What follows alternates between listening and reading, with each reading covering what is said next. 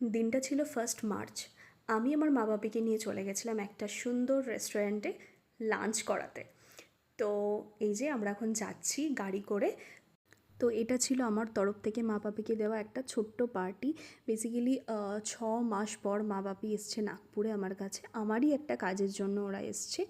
তো আমি ওদেরকে নিয়ে চলে গেছিলাম একটা বার কাম রেস্টুরেন্টে খাওয়া দাওয়া করাতে।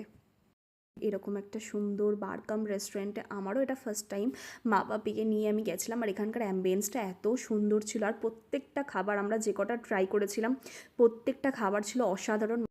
আর সত্যি বলতে আমি সেদিন খুবই প্রাউড ফিল করছিলাম ওই জায়গাটাতে বসে, যে মা বাপিকে নিয়ে আমি ওই জায়গাটাতে যেতে পেরেছি। আর এই যে এটা আমার স্ট্র, সেটাই তোমাদেরকে দেখাচ্ছিলাম যে লিপস্টিকের কীরকম দাগ হয়ে গেছে। আর আমি একটু ভিডিও করে নিলাম। আর পিছনে চলছিল বার্থডে সেলিব্রেশন কারোর একটা।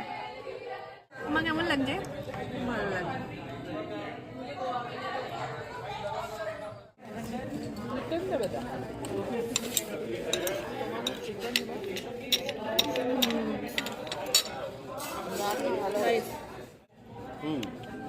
ভালো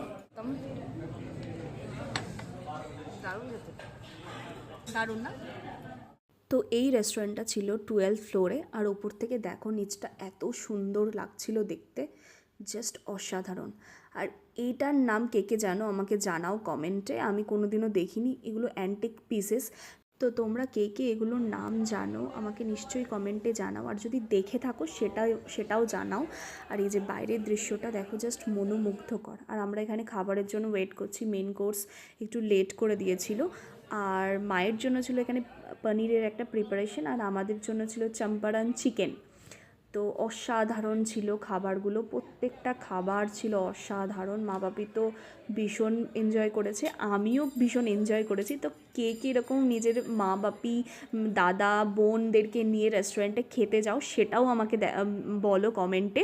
যেহেতু দাদা আমার এখানে নেই, তো দাদা ছিল না, ও অ্যাবসেন্ট। আর আমি মা বাপিকে নিয়ে চলে গেছিলাম। ভীষণ মজা করেছি, ভীষণ এনজয় করেছি, আর জমিয়ে খাওয়া দাওয়া করেছি।